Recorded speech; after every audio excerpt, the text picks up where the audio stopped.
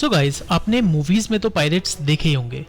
आज हम एक ऐसी कंट्री के बारे में बात करने वाले हैं जिसमें आज भी पायरेट्स और पायरेसी जैसे प्रोफेशन को बहुत ही डिग्निटी वाली नजरों से देखा जाता है। How many people? There are 1, 2, 3, 4, 5. In October 2020, a chemical tanker was boarded by pirates in the Gulf of Guinea, off the coast of West Africa. As the pirates made their way onto the deck, the crew from the Philippines scrambled to the vessel's safety room. Cramped inside, the crew agonized as the pirates tried to force their way in.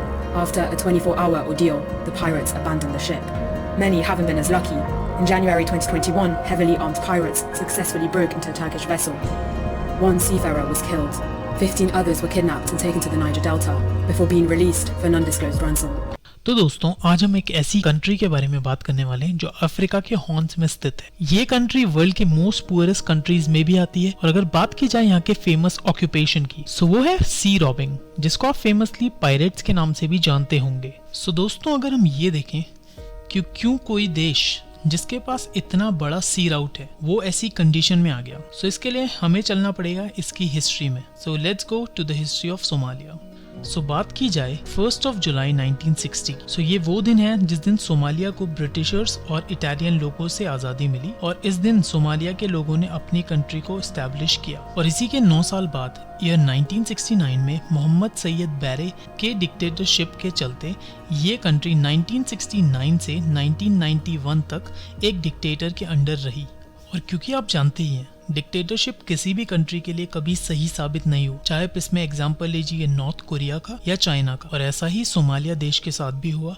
और इसी tenure में हमने ये भी देखा कि इस country में ज़्यादा डेवलपमेंट देखने को नहीं मिली। और इसी के चलते ईयर 1991 में मोहम्मद सैयद को ओवरथ्रो कर दिया गया। इतना सब सुनने के बाद अब आप ये तो समझ ही गए होंगे कि अगर इसकी जगह कोई और कंट्री भी यहाँ पे होती तो उसका भी यही हाल होता, अगर उस कंट्री को इस सिचुएशन को फेस करना पड़ता। अब आप में से कुछ लोग ऐसे भी होंगे जो ये पायरेट वाली बात को लेकर काफी एक्साइटेड होंगे, बट उनको मैं ये बता दूं कि इस कंट्री के पायरेसी के पीछे कुछ बहुत स्ट्रॉन्ग फैक्टर्स रिस्पॉन्सिबल है। तो अगर हम बात करें इस कंट्री के जियोग्राफिक लोकेशन के बारे में, तो वो ईस्टर्न साइड ऑफ अफ्रीका है, जहां पर उनकी जमीन कुछ ज्यादा प्रोड्यूस नहीं करती और इनका मेन सोर्स ऑफ इनकम था फिशिंग। तो अगर आप इस मार्क्ड एरिया को यहाँ पे देखेंगे, पास्ट में ये लोग यहाँ पे फिशिंग करते थे, बट जब बाकी की कंट्रीज को ये पता चला कि ये फिश रिच एरिया है, तो बाकी की कंट्रीज भी यहाँ पे आके फिशिंग करने लगी, जिसकी वजह से सोमालियन लोगों को काफी कम फिशेस पकड़ने को मिली।